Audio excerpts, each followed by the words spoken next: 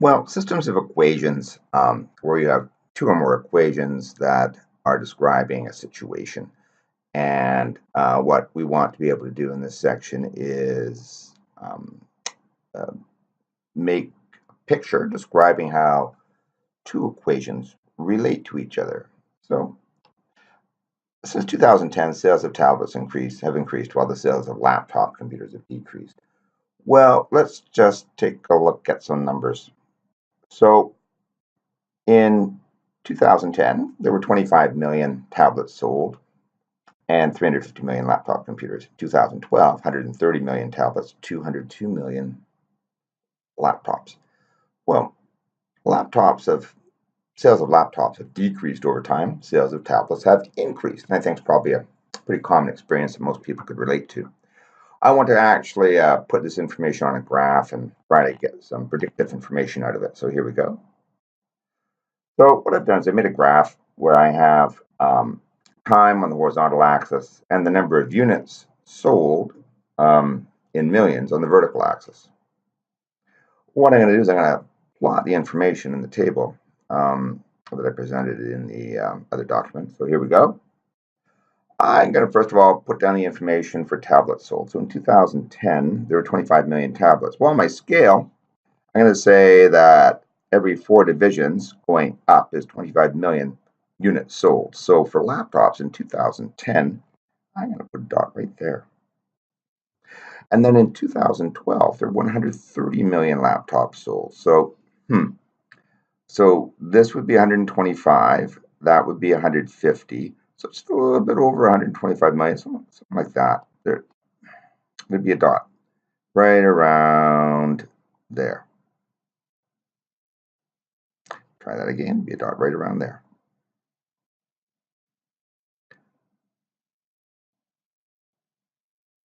Sorry about that. I had a bit of an issue with my pointing device.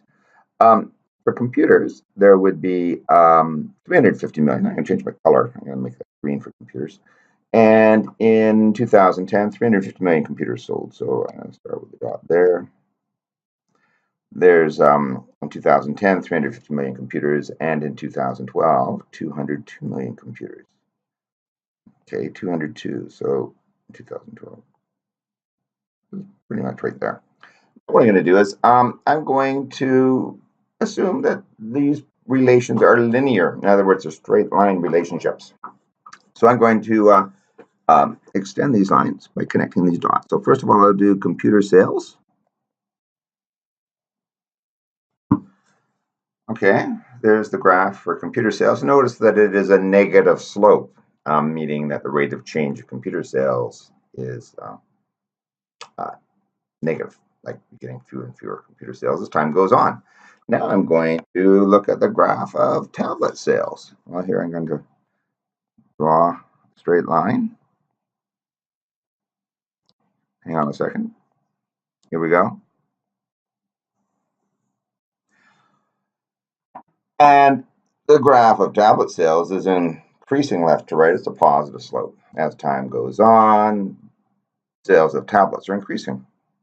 Well, what information could I get from this? Well, what about, I don't know, the point in time when tablet sales and laptop computer sales are the same? Well, how do I do that from the graph? Well, if you look at the graph, there's these two lines cross, and they cross. There's an intersection point, like right there. And so what I'm going to do is I'm going to come down. I'm going to try to read the time off in years where they cross. Well, let's see. If I look down here, I've got 6 divisions between each year. 1, 2. Oh, look at that.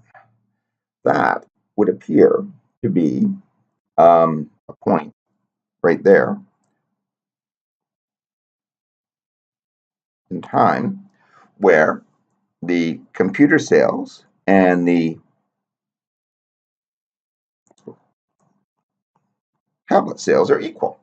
Well, what are the coordinates of that point?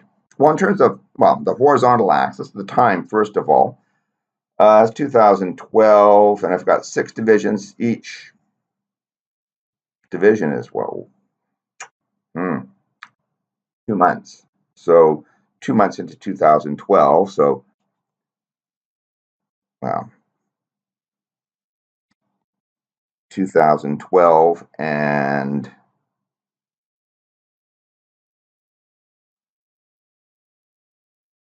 4/12, right? Because you see, if there's 6 divisions between 2012 and 2013, I'm going to make it 2/6. I think that's clear for my fraction, 2/6, because that's how far I am into the time on the horizontal axis. And on the vertical axis, that looks to be around 175 million units. So it looks like there'd be 175 million units of both laptops and tablets sold 2 months into the year 2012, based on the predictive nature of this graph. And that's one of the powerful features of working with simultaneous equations. Now, you can look at a graph pictorially and identify the point where the lines meet, but one of the skills we're going to learn in this unit is also using algebra to find that point where the graphs of two equations cross and touch each other.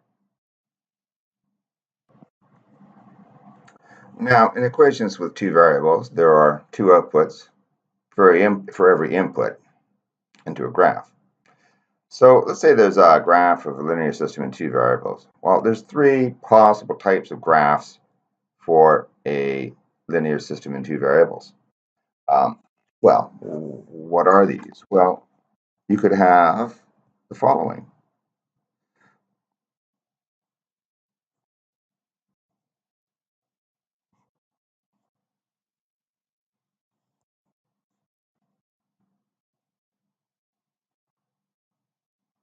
And where they meet, there's some point, and the coordinates of that point are x and y. And so that means there's a solution at the intersection of these two graphs.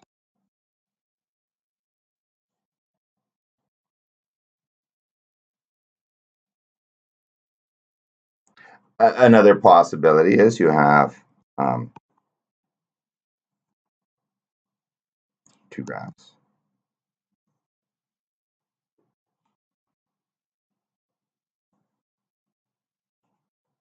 And the lines are parallel to each other. They never actually cross or touch. And in this situation, there's no solution to the system of equations. So if you have a system of equations and the graphs never touch, then there's no solution for that. Another situation is where you get a solution that is the set of all real numbers. Well, what does that look like? Well, like this.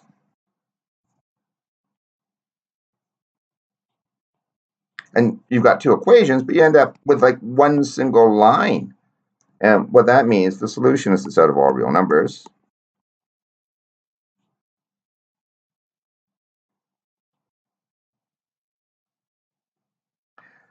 And you interpret this as meaning that the lines are on top of one another.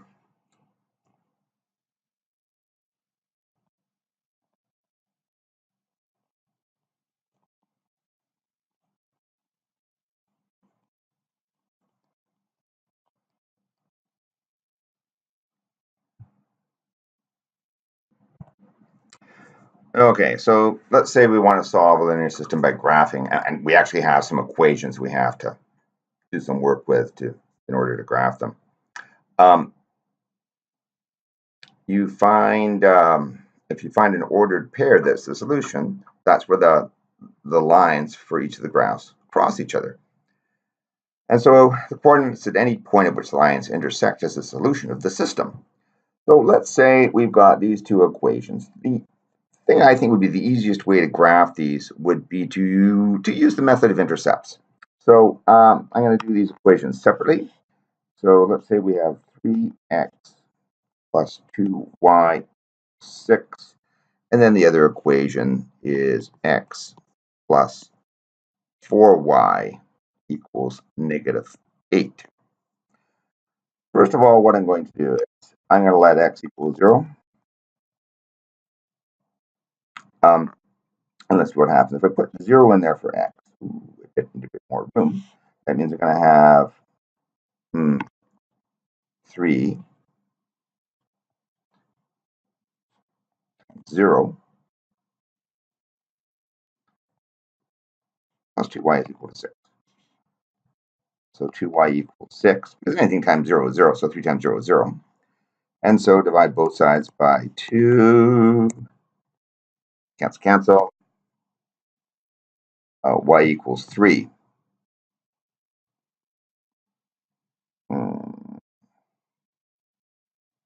So this gives me a point that I can plot on an axis of, well,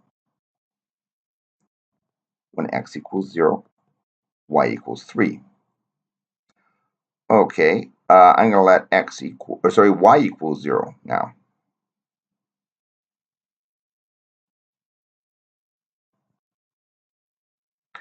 So here's the equation. 3x plus 2 times y. Well, y is going to be 0 equals 6. So then I got 3x equals 6. Divide both sides by 3. Let's cancel. X equals 2. So I've got another coordinate pair that I can plot for the first equation when x equals 2, y equals 0. All right, well, let's take a look at the other equation. I'm going to get some more information here. So I'm going to begin. Oh, first of all, I'll just do a little boundary here to separate my work. Okay, so I'm going to start off by saying let x equals 0.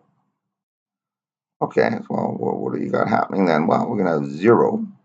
Oh,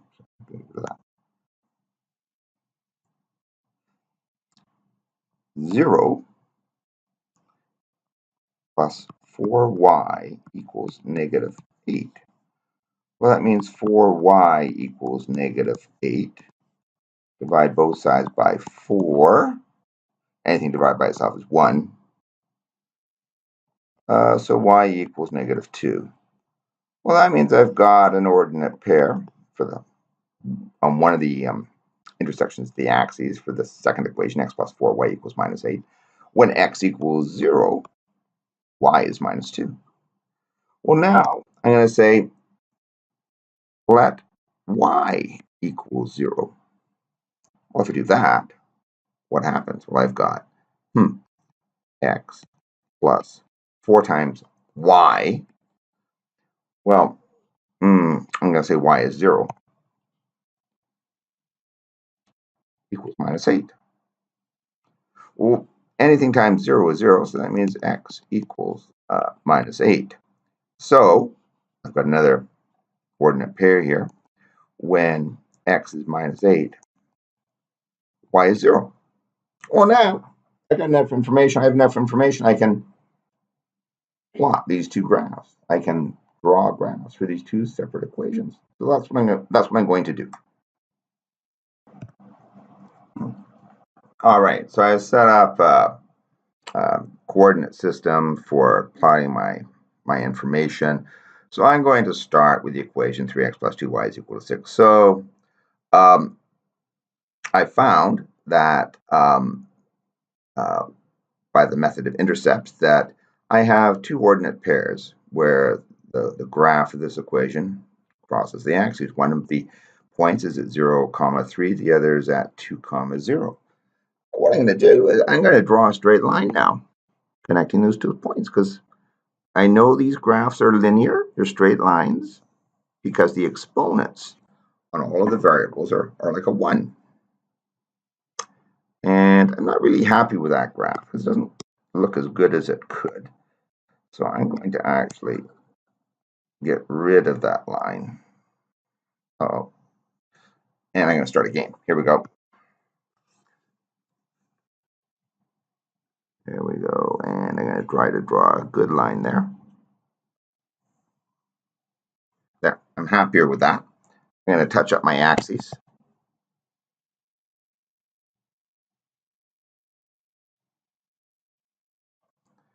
Good enough. There we go. Yeah, it's kind of live because I'm recording this. So now I'll put arrowheads on my line to indicate that the graph of this equation goes on forever and ever in both directions. And now I'm going to plot the other line. Well, x plus 4y equals minus 8. So one of the intersections of the axes was 0, comma, minus 2. So x equals 0. Y equals minus 2. There's a data point there. And then at negative 8, comma, 0. So I come over in the x direction, minus 8. 1, 2, 3, 4, 5, 6, 7, 8, comma, 0. Now what I'm going to do is I'm going to, again, connect those dots as best I can, because I'm actually plotting this on graph paper because I want to actually be as accurate as I possibly can drawing my graphs, because I'm trying to get information from the graph, the intersection point. Now, I need to be able to read it from the graph. Well, looking at the intersection point, well, that seems to be like right there. So I'm going to read that off of the graph and find the point where these two graphs intersect. So it looks like I'm coming over 1, 2, 3, 4. So my intersection, first of all, is going to be 4, comma, something. And I'm down 1, 2, 3, 4, comma, minus 3. 4, comma, minus 3 is the intersection point of those two graphs. Oh, and that's how you can solve a system of linear equations graphically.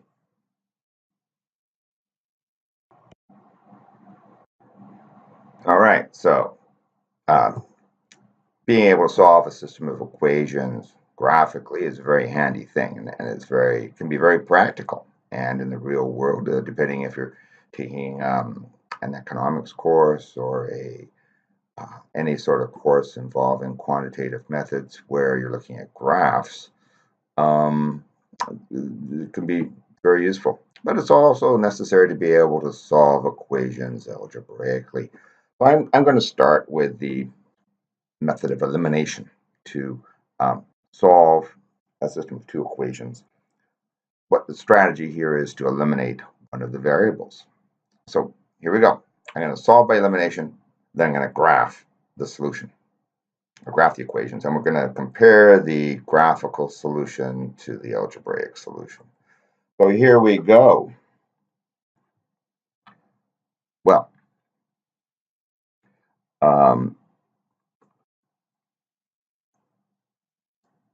I just have to make that go away.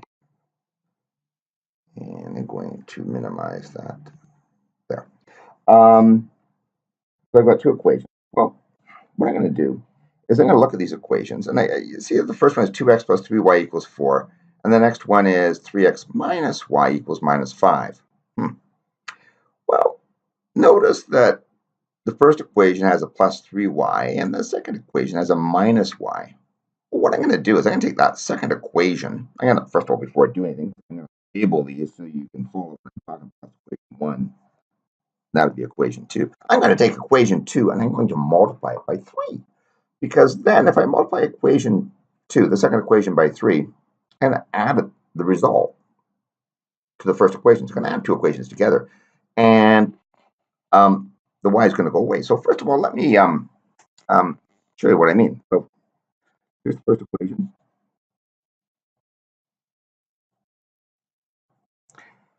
I'm just going to leave that alone. The second equation, however, this one,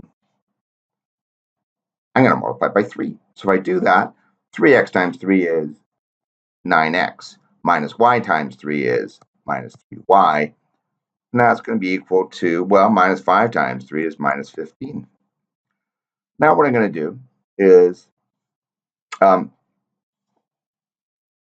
going to add these equations together vertically, like this. So I'm going to go 2x plus 9x is, well, that's 11x. Plus 3y plus negative 3y is 0y. It's just gone. Equals 4 plus minus 15 is negative 11. Oh, okay. So now what I'm going to do, um, I've got 11x equals negative 11. I'm going to divide the left side by 11. I'm going to divide the right side by 11. Anything divided by itself is a 1. So what I end up with is x equals minus 1. Okay, well, so what? Well, I have to actually do what's called substitution now to find out y. So I could use any equation because they're all true statements. I take equation number 2 to solve for y. So with equation number 2, equation 2 originally was 3x minus y equals minus 5. I gotta solve this for y. So I add y to both sides. So I have 3x equals y minus 5. And now what I'm going to do is I'm going to add 5 to both sides. Isolate the y. Well, I have to insert some space here because I'm kind of running out of room. So I'm going to insert some space. There we go. I'm going to get back my work. So now I'm going to have 3x plus 5 equals y. Well, now I'm going to substitute that minus 1 in, this thing. X equals minus 1. I'm going to take that and I'm going to stuff that in there for x. So instead of writing x, I'm going to write minus 1. So I'm going to have 3 times minus 1 plus 5 equals y. Well, 3 times minus 1 is, well, minus 3. Minus 3 plus 5 is 2. So 2 equals y. Okay. So I've got a solution for this equation. The solution of the equation is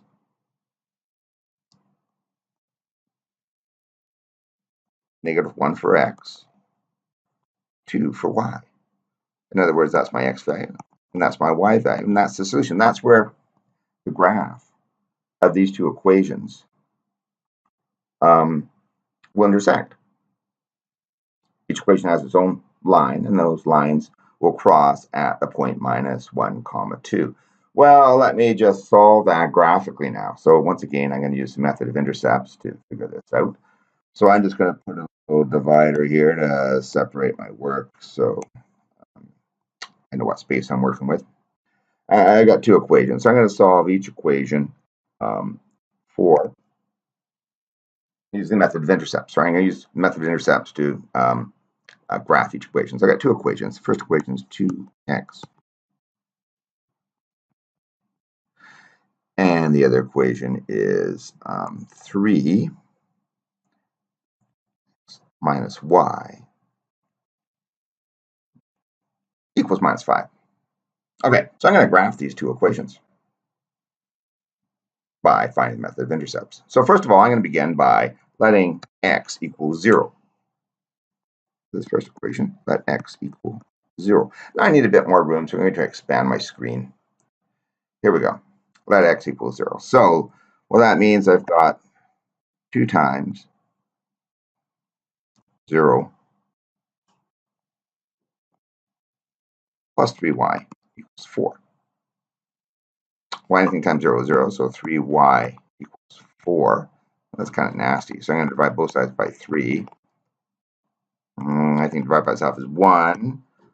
So I end up with y equals 4/3, which is like 1 1/3. So I actually have a point here for the first equation. When x equals 0, y is 4/3. Now I'm going to let y equal 0. Again, I'm going to put a little divider here.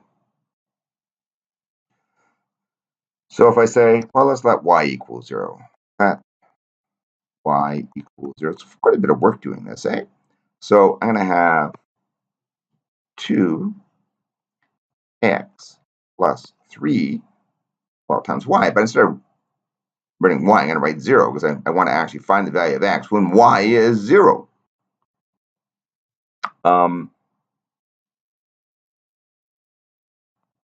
Equals 4. Well, anything times 0 is 0.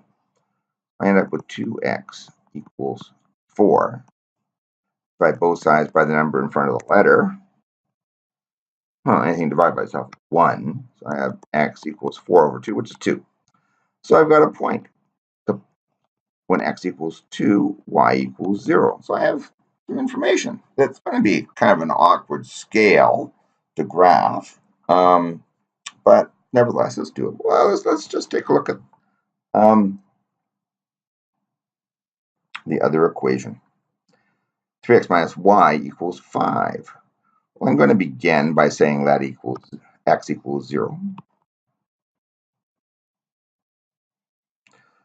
So with my equation, I'm going to have 3 times 0, because 3x minus 5, 3x minus y is equal to 5. X is 0, so it's going to be 3 times 0 minus y equals minus 5.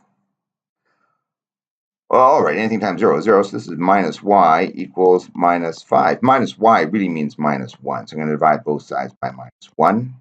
Anything divided by itself is 1. So I end up with y equals, well, minus 5 divided by minus 1 is 5. So I have a point when x equals 0, y equals 5. All right. Now I'm going to let y equal 0. So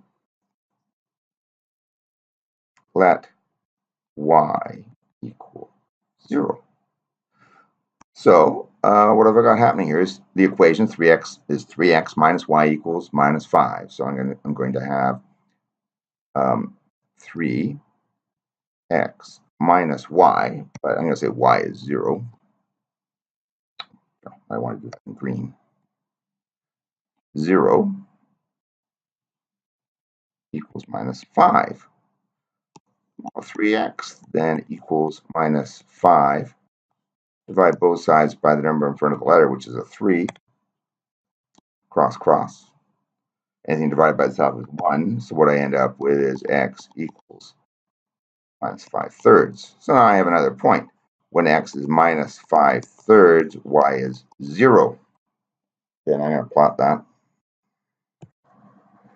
All right, so I made up a graph, and I'm looking at the equation. The first one, 2x plus 3y equals 4. So I've got 2 points to plot using the method of intercepts. First one is 0, 4/3, which I plotted here. And notice it's difficult, so I've got to divide my y value up into thirds, 4/3. So I'm kind of approximating it. And this is one of the problems with doing solutions graphically, that depending on the points that you're plotting and the scales you're working with, it can be difficult. And now the other one is 2, 0. So x is 2, y is 0. I'm going to draw a straight line, the best line I can fit there. Okay, I'm going to go with this line here. There's my line. And this line is the line of 2x plus 3y equals 4.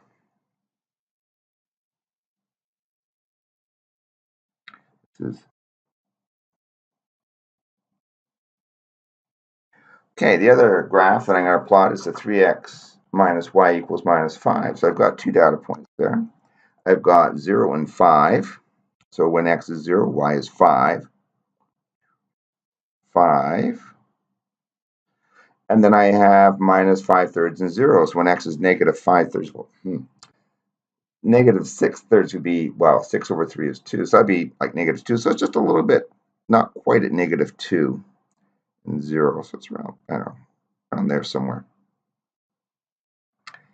And now I'm going to draw sort of the best straight line I can draw there. And I'm going to look for the intersection point. Remember that I'm doing this graphically.